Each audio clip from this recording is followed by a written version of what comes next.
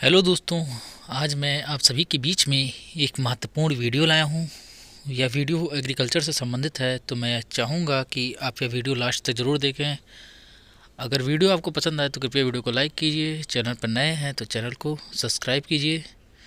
दोस्तों, आज के इस वीडियो में हम लोग अम्लीय मृदा, लवणीय मृदा और क्षारीय मृदा भी देखने वाले हैं। इसके साथ साथ जो महत्वपूर्ण शब्दावली है सॉइल साइंस में, उसके बारे में भी देखने वाले हैं।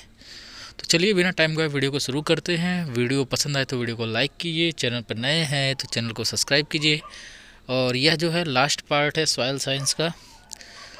तो आप मेरे और वीडियो देखने के लिए आप प्लेलिस्ट से देख सकते हैं, चैनल पर जाकर देख सकते हैं। और जो लोग टेलीग्राम से नहीं जुड़े हैं वो लोग जो है डिस्क्रिप्शन में उन लोगों के लिए लिंक दिया जाएगा, वहाँ से वो ज्वाइन कर सकते हैं। तो चलिए बिना टाइम गवाए वीडियो को शुरू करते हैं। वीडियो पसंद आए तो वीडियो को लाइक कीजिए, दोस्तों के बीच ज़रूर शेयर कीजिए। चलिए वीडियो को शुरू करते हैं। अम्लीय मृदाएं, एसिडिक सॉयल। तो आर्द्र क्षेत्रों की मृदाओं में हाइड्रोजन आयन व एल्युमिनियम आयन की अधिक सांद्रता से जो होता है भूमि का जो पीएच मान है वो 7 से कम हो जाता है, और जिससे क्या होता है अम्लीय मृदाएं विकसित होती हैं। तो आर्द्र क्षेत्रों की मृदाओं में हाइड्रोजन आयन व एल्युमिनियम आयन की अधिक सांद्रता से क्या होता है भूमि का जो पीएच मान है वो 7 से कम हो जाता है, और जिससे अम्लीय मृदाएं क्या होती हैं विकसित होती हैं। और सबसे अधिक जो है अम्लीय मृदाएं पूर्वोत्तर यानी कि असम में जो है पाई जाती हैं। और अल्प अम्लीय किसे कहते हैं? 6 से 6.5 पीएच मान वाली जो मृदा होती है वो अल्प अम्लीय होती है। और मध्यम अम्लीय किसे कहते हैं? तो जहाँ पीएच मान जो होता है 5 से 6.5 के बीच में होता है उसे मध्यम अम्लीय कहते हैं। और अति अम्लीय किसे कहते हैं? तो पीएच मान जहाँ 4 से कम होता है वहाँ अति अम्लीय होता है। तो अल्प अम्लीय में क्या होता है 6 से 6.5 पीएच वाले आते हैं, मध्यम अम्लीय में 5 से 6.5 पीएच वाले आते हैं, और अति अम्लीय में जो है 4 से कम वाले आते हैं। तो आर्द्र क्षेत्रों की मृदाओं में हाइड्रोजन आयन व एल्युमिनियम आयन की अधिक सांद्रता से क्या होता है भूमि का पीएच मान क्या होता है 7 से कम हो जाता है, और जिससे क्या होता है अम्लीय मृदाएं विकसित होती हैं। और सबसे अधिक अम्लीय मृदाएं कहाँ पाई जाती हैं? तो पूर्वोत्तर राज्यों में असम में पाई जाती हैं। अब आता है वर्टिसॉल्स। वर्टिसॉल्स जिसको ब्लैक सॉयल कहते हैं को छोड़कर सभी मृदाओं में जो है अम्लीय पदार्थ पाया जाता है। तो अगर पूछा जाए कि किस मृदा में जो है अम्लीय पदार्थ नहीं पाया जाता है, तो वर्टिसॉल्स को छोड़कर सभी मृदाओं में क्या होता है अम्लीय पदार्थ पाए जाते हैं। अब अम्लीय मृदा उत्पन्न होने के कारण, तो इसमें आता है क्वार्टज एवं सिलिका की अधिकता के कारण होता है। और अम्लीय उर्वरकों के प्रयोग जैसे अमोनियम सल्फेट हो गया, अमोनियम नाइट्रेट हो गया, इनके प्रयोग से भी होता है। और अधिक वर्षा होने से घुलनशील लवण जो है भूमि के नीचे चले जाते हैं वह मृदा जो है अम्लीय हो जाती है। और गोबर की खाद का प्रयोग करने पर भूमि अम्लीय हो जाती है। तो अम्लीय मृदा उत्पन्न होने का कारण क्वार्टज एवं सिलिका की अधिकता का कारण, और फिर उसके बाद है अम्लीय उर्वरकों का प्रयोग जैसे अमोनियम सल्फेट हो गया, अमोनियम नाइट्रेट हो गया। उसके बाद अधिक वर्षा होने से घुलनशील लवण जो है भूमि के नीचे चले जाते हैं, वह मृदा क्या होता है अम्लीय हो जाता है। और गोबर की खाद का प्रयोग करने से क्या होता है भूमि अम्लीय हो जाती है। अब फिर आता है अम्लीय मृदा प्रबंधन। तो अम्लीय मृदा प्रबंधन में क्या आता है? जैसे चूना पदार्थों जैसे चूना पत्थर हो गया या lime stone, calcium carbonate, dolomite हो गया, कैल्शियम ऑक्साइड हो गया, बिना बुझा चूना हो गया, क्विक्स लाइम हो गया, कैल्शियम ऑक्साइड, या बुझा हुआ चूना या स्लेट्स लाइम का जो है प्रयोग करते हैं। तो चूना पदार्थ जैसे चूना पत्थर हो गया, या लाइम स्टोन हो गया, कैल्शियम कार्बोनेट, डोलोमाइट हो गया, कैल्शियम ऑक्साइड, यह जो है बिना बुझा चूना, उसके बाद क्विक्स लाइम, कैल्शियम ऑक्साइड, या बुझा हुआ चूना या स्लेट्स लाइम जिसमें कैल्शियम हाइड्रोक्साइड का प्रयोग करना होता है। और प्रेसमड एवं रॉक फास्फेट अति अम्लीय मृदाओं में प्रयोग करें और क्षारीय उर्वरकों का प्रयोग करें और भूमि को पानी से भरकर उचित जल निकास तथा अम्लीय रोधी किस्में उगाई जाती हैं। और अम्लीय मृदाओं में जो चाय है व धान की खेती पीएच जो है 4 से 6 के बीच उपयुक्त होता है। तो अम्लीय मृदाओं में क्या होता है, चाय व धान की खेती जो है पीएच 4 से 6 के बीच उपयुक्त होता है। तो अम्लीय मृदाओं में होता क्या है कि आर्द्र क्षेत्रों में मृदाएं हाइड्रोजन आयन तथा एल्युमिनियम आयन की अधिक सांद्रता से क्या होते हैं, भूमि अम्लीय हो जाती है। और अगर जो है पीएच मान 6 से 6.5 के बीच में है तो उसे अल्प अम्लीय कहते हैं। अगर 5 से 6.5 के बीच है तो मध्य अम्लीय कहते हैं, और 4 से कम है तो अति अम्लीय कहते हैं। और वर्टिसॉल मृदा को छोड़कर सभी मृदाओं में जो है अम्लीय पदार्थ पाए जाते हैं। और अम्लीय मृदा उत्पन्न होने का कारण क्या है, क्वार्टज एवं सिलिका की अधिकता होता है और अधिक वर्षा होता है और गोबर की खाद का प्रयोग करने पर भी होता है और अम्लीय उर्वरकों के प्रयोग करने से भी होता है। प्रबंधन के लिए क्या करना चाहिए, तो चूना पदार्थों जैसे चूना पत्थर या lime stone, dolomite, calcium oxide, बिना बुझा चूना, क्विक्स लाइम्स या बुझा हुआ चूना, उसके बाद स्लेट्स लाइम का प्रयोग करना चाहिए। प्रेसमेट एवं रॉक फास्फेट का प्रयोग करना चाहिए। क्षारीय उर्वरकों का प्रयोग करना चाहिए और भूमि को पानी से भरकर उचित जल निकास और अम्लीय जो है रोधी जो है किस्मों को उगाना चाहिए। और अम्लीय मृदाओं में जो है चाय व धान की खेती पीएच मान 4 से 6 के बीच उपयुक्त रहती है। अब मृदा की क्षारीयता, तो इसमें क्षार युक्त जैसे सोडियम हो गया, कैल्शियम हो गया, मैग्नीशियम के सल्फेट कार्बोनेट के कारण जो है मृदाएं जिनका पीएच मान 7 से अधिक होता है उसे मृदा क्षारीयता कहते हैं।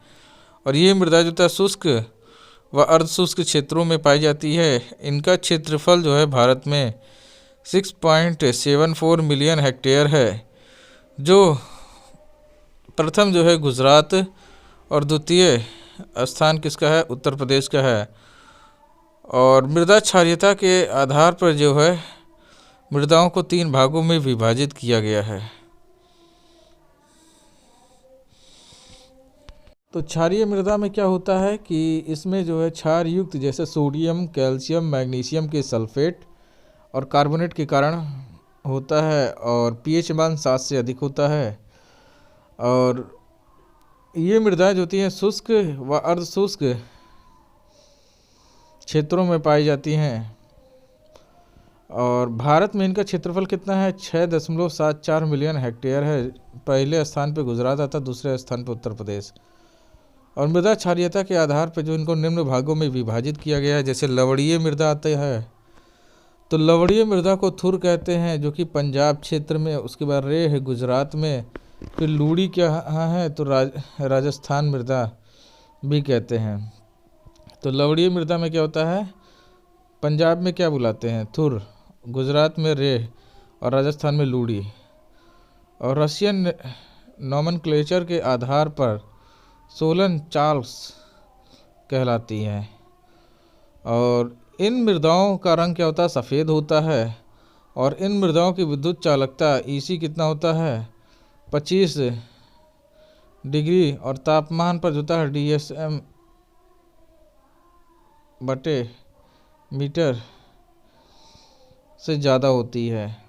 और इस प्रकार की मृदा जो होता है का निर्माण उच्च तापमान, शुष्क व अशुष्क क्षेत्रों में होता है।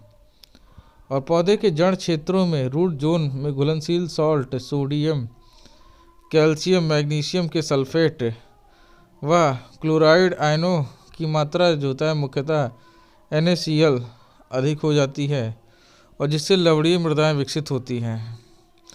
और लवणीय मृदा में घुलनशील लवणों की सांद्रता को इलेक्ट्रिक कंडक्टिविटी इसी द्वारा नापते हैं। तो लवणीय मृदाओं को घुलनशील लवणों की सांद्रता को जो है इलेक्ट्रिक कंडक्टिविटी द्वारा मापते हैं। अब प्रबंधन, जिसको निष्क्षालन कहते हैं,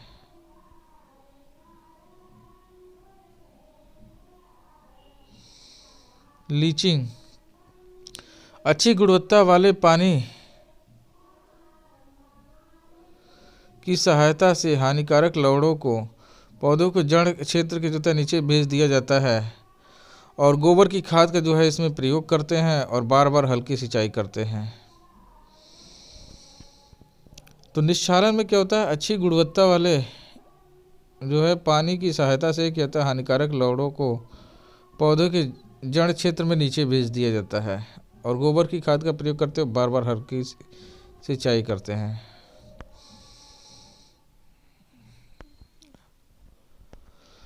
अब आता क्षारीय मृदा, एल्कलाइन या सोडिक और जो होता है ब्लैक एल्काइल। तो क्षारीय मृदा में क्या होता है, भूमि में अघुलनशील सोडियम कार्बोनेट Na2CO3 एवं बाइकार्बोनेट NaSCO3 आयनों की जो है अधिकता से बनती है। और इन मृदाओं का रंग काला होता है और एवं इन्हें जो है ऊसर यूपी में और क्षार जो है गुजरात में मृदा भी कहते हैं। और यह जो है अर्धशुष्क व अर्ध आर्द्र क्षेत्रों में विकसित होती है। तो अर्धशुष्क और अर्ध आर्द्र में कौन सा मृदा विकसित होता है, तो क्षारीय मृदा। अब प्रबंधन के लिए क्या करते हैं, तो जिप्सम का प्रयोग करते हैं, CaSO4.2H2O, उसके बाद @ जो है 8 क्विंटल पर हेक्टेयर की दर से प्रयोग करते हैं। और उसके बाद आयरन पायराइट FeS2 का प्रयोग करते हैं और आयरन सल्फेट का प्रयोग करते हैं। इनमें सर्वाधिक जो होता है 53.33% जो है सल्फर होता है एवं 46.6% जो है लौह तत्व होता है। और हरी खाद एवं मोलासेस का प्रयोग करते हैं और अम्लीय उर्वरकों का प्रयोग करते हैं और लवणीय व क्षारीय प्रतिरोधी किस्मों का जो है इसमें प्रयोग करते हैं। और जिप्सम का प्रयोग क्षारीय मृदाओं में ही करते हैं और लवणीय मृदाओं में इसका प्रयोग जो अनुपयुक्त होता है।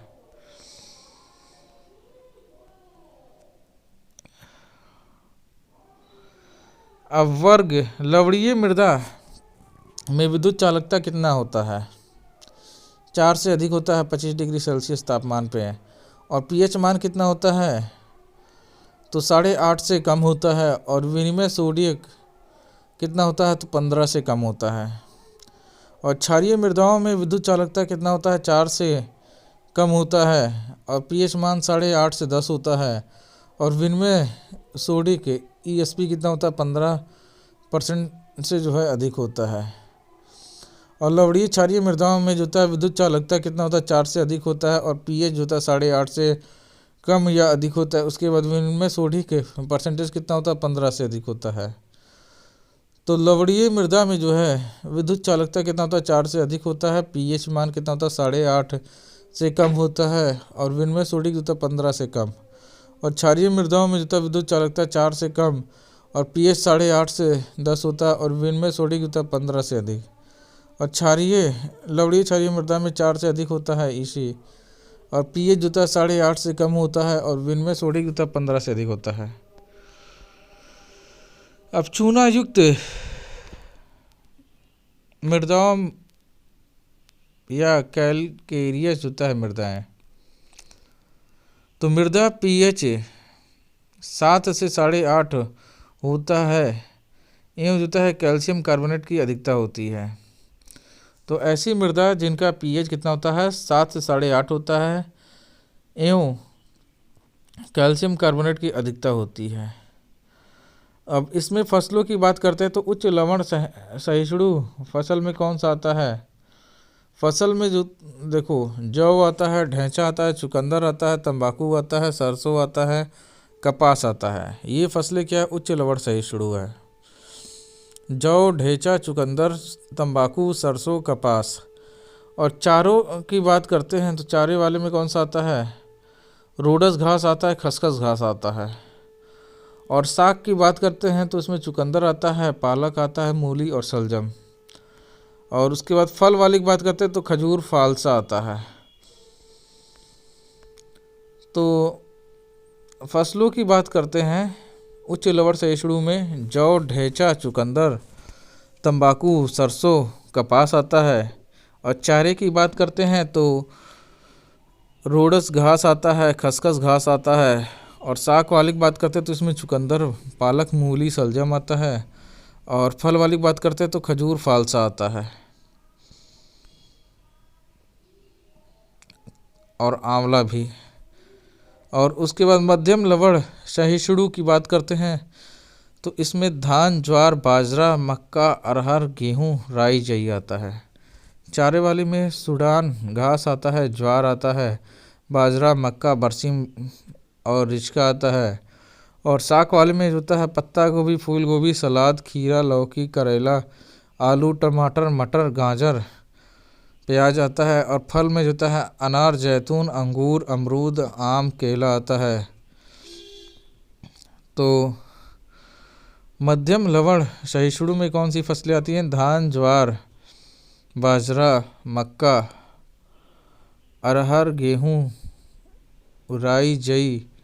और चारे वाले में जो होता है सूडान घास, ज्वार, बाजरा, मक्का, बरसीम, रिचका। साग वाले में जो है पत्ता गोभी, फूल गोभी, सलाद, खीरा, लौकी, करेला, आलू, टमाटर, मटर, गाजर, प्याज आता है। और फल वाले में जो होता है अनार, जैतून, अंगूर, अमरूद, आम, केला आता है। और सहिष्णु जो अल्प सहिष्णु है उसमें देखा जाए तो फसलों में कौन सा आता है? तो सनई आता है, उर्द आता है, मूंग आता है, चना आता है और मटर। सनई, उर्द, मूंग, चना, मटर ये अल्प सहिष्णु फसल है। और चारे की बात करते हैं तो ग्वार जो है अल्प सहिष्णु है। और साग वाली फसल की बात करते हैं तो सेम है। और फल की बात करते हैं तो नाशपाती, सेब, नारंगी, बादाम, नींबू, स्ट्रॉबेरी आदि है। अब शब्दावली तो कैटेना या मिलने क्या होता है? तो समान पैतृक सामग्री, जलवायु और आयु के से प्राप्त मिट्टी क्षेत्र के भीतर मिट्टी के अनुक्रम के लिए एक पूर्ण शब्द है। तो समान पैतृक सामग्री, जलवायु और आयु से प्राप्त मिट्टी क्षेत्र के भीतर मिट्टी के अनुक्रम के लिए एक पूर्ण शब्द है। लेकिन उच्चावच और जल निकास में भिन्नता के कारण मिट्टी की अलग विशेषताएं हैं। अब कैलिज क्या होता है? सतह के पास एक पेडोलॉजिकल परत है जो कैल्शियम के माध्यमिक जो होता है कार्बोनेट द्वारा कम या ज़्यादा और जो है मिट्टी के घोल में मैग्नीशियम। तो सतह के पास पेडोलॉजिकल परत है जो कैल्शियम के माध्यमिक कार्बोनेट द्वारा कम या ज़्यादा पी और मृदा के घोल में जो है मैग्नीशियम से संबंधित है। और क्लोड क्या है? यह 2 से 200 mm आकार का जो है मिट्टी का एक कृत्रिम रूप से बना सुसंगत द्रव्यमान है। क्लोड क्या है? यह 2 से 200 mm आकार का मिट्टी का एक कृत्रिम रूप से बना सुसंगत द्रव्यमान है। और क्रोटोविनिया क्या होता है? क्रोटोविना यह धरती के कीड़ों और अन्य जानवरों की क्रिया द्वारा मिट्टी के क्षितिज में विशिष्ट प्रकार का चैनल है और अन्य क्षितिज से जो है कार्बनिक पदार्थ यह पदार्थ से जो है भरा होता है। तो क्रोटोविनिया क्या है? यह धरती के कीड़ों और अन्य जानवरों की क्रिया द्वारा मृदा के क्षति में विशिष्ट प्रकार का चैनल है और अन्य क्षितिज से कार्बनिक पदार्थ या पदार्थ से जूता भरा होता है। और कैट क्ले क्या होता है? तो कैट क्ले जूता मिट्टी में क्ले सल्फेट होती है जो बिल्ली के आँख की तरह चमकती रहती है। और गीली क्ले मिट्टी में सल्फर की उच्च मात्रा कम रूपों में होती है जो सूखा होने पर सल्फर के जो है यौगिक के ऑक्सीकरण और सल्फ्यूरिक एसिड के गठन के कारण बेहद अम्ल बन जाता है। तो कैट क्ले में क्या होता है? कैट क्ले मिट्टी में क्ले सल्फेट में होती है जो बिल्ली की आँख की तरह चमकती है। और गीली क्ले मिट्टी में सल्फर की उच्च मात्रा कम रूपों में होती है और जो सूखा होने के कारण सल्फर के यौगिकों के ऑक्सीकरण और सल्फ्यूरिक एसिड के गठन के कारण बेहद अम्ल बन जाता है। और सोलम किसे कहते हैं? तो संस्तर A+B संयुग्मित रूप से जूता सोलम के नाम से जाना जाता है। तो संस्तर A+B संयुग्मित रूप से किस नाम पे जाना जाता है? सोलम। और रिगोलित जूता है अपक्षय द्वारा चट्टान का असंगठित उत्पाद है। तो रिगोलित क्या है? अपक्षय द्वारा चट्टान का असंगठित उत्पाद है। और रिगोलित में क्या आता है? तीनों संस्तर आते हैं A+B+C। और रिगोसाल क्या होता है? तो निश्चित अनुवांशिक जूता है, निश्चित अनुवांशिक क्षितिज के बिना अजोनल क्रम की कोई भी मिट्टी रिगोसाल कहलाती है। निश्चित अनुवांशिक क्षितिज के बिना अजोनल क्रम की कोई भी मिट्टी रिगोसाल कहलाती है। और कार्बनिक मृदा किसे कहते हैं? तो जिस मृदा में कम से कम 20% जो है कार्बनिक पदार्थ होते हैं कार्बनिक मृदा कहलाती है। और खनिज मृदा किसे कहते हैं? ऐसी मिट्टी में आमतौर पर 20% से कम कार्बनिक पदार्थ होते हैं। और खनिज मिट्टी जो है रिगोलित के जैव रासायनिक और शारीरिक रूप से अपक्षय के ऊपरी हिस्से हैं। तो खनिज मृदा क्या है? रिगोलित के जैव रासायनिक तथा शारीरिक रूप से जो है अपक्षय के ऊपरी हिस्से हैं। और खनिज मृदा में क्या होता है? ऐसी मिट्टी में आमतौर पर 20% से कम कार्बनिक पदार्थ होते हैं। और मृदा उन्मूलन का कारक क्या है? Soil erodibility factor. तो मृदा क्षरण कारक जो है 22 मीटर लंबे एक इकाई भूखंड से मृदा के नुकसान का संकेत देता है। तो मृदा उन्मूलन में क्या है? मृदा क्षरण के कारक में 22 मीटर लंबे एक इकाई भूखंड से मृदा के नुकसान का संकेत देते हैं और जिसमें 9% ढलान होता है। और मृदा क्षरण की प्रवृत्ति क्या होती है? सॉइल इरेडिबिलिटी। यह क्षरण के लिए जूता मृदा की संवेदनशीलता प्रकृति है और ज़्यादातर जूता है 0.1 mm कणों में होता है। और मृदा अपरदन की प्रवृत्ति क्या होती है? सॉइल इरोजिविटी। तो मृदा अपरदन जूता है प्राकृतिक अपरदन के एजेंट के कारण बनने से की क्षमता है। मृदा अपरदन की प्रवृत्ति अपरदन के एजेंट का कारण बनने की क्षमता है। और मृदा कोलाइड्स क्या होते हैं? तो कोलाइड्स कण आमतौर पर जूता है व्यास में जूता है 1 माइक्रोमीटर से छोटे होते हैं। और कोलाइडल विलयन जो है कणों का आकार 10⁻⁻6 से 10⁻⁻9 होता है। तो मृदा कोलाइडल में क्या होता है? कोलाइडल कण होता है आमतौर पर व्यास में 1 माइक्रोमीटर से छोटे होते हैं। और कोलाइडल विलयन क्या है? कणों के आकार 10⁻⁻6 से 10⁻⁻9 होता है। और मिसेलस क्या होता है? तो सूक्ष्म कोशिकाएं एक कोलाइडल के व्यक्तिगत कणों को मिसलेस कहा जाता है। तो एक कोलाइडल के व्यक्तिगत कण को मिसलेस कहा जाता है। और इनमें जो है उनकी सतह पर ऋणात्मक आवेश होते हैं और ये जो है प्रति यूनिट वजन में बड़े सतह क्षेत्र में होते हैं। तो ये क्या होते हैं? प्रति यूनिट वजन में क्या होते हैं? बड़े सतह क्षेत्र होते हैं। और मृदा कोलाइडस के अवशोषण या फुलाने की शक्ति का क्रम, तो सबसे ज़्यादा जो है एल्यूमिनियम का होता है, उससे कम हाइड्रोजन, उससे कम कैल्शियम, उससे कम मैग्नीशियम, उससे कम पोटेशियम और सोडियम का सबसे कम होता है। तो मृदा जो है कोलाइड्स के अवशोषण और फुलाने की शक्ति के क्रम में क्या है, सबसे ज़्यादा एल्यूमिनियम, उससे कम हाइड्रोजन, उससे कम कैल्शियम, उससे कम मैग्नीशियम, उससे कम पोटेशियम, उससे कम सोडियम में होता है। तो दोस्तों ये था आज का वीडियो। अगर वीडियो आपको पसंद आए तो कृपया वीडियो को लाइक कीजिए। अगर चैनल पर नए हैं तो चैनल को सब्सक्राइब कीजिए। मिलते हैं हम आपसे अगले वीडियो में, तब तक के लिए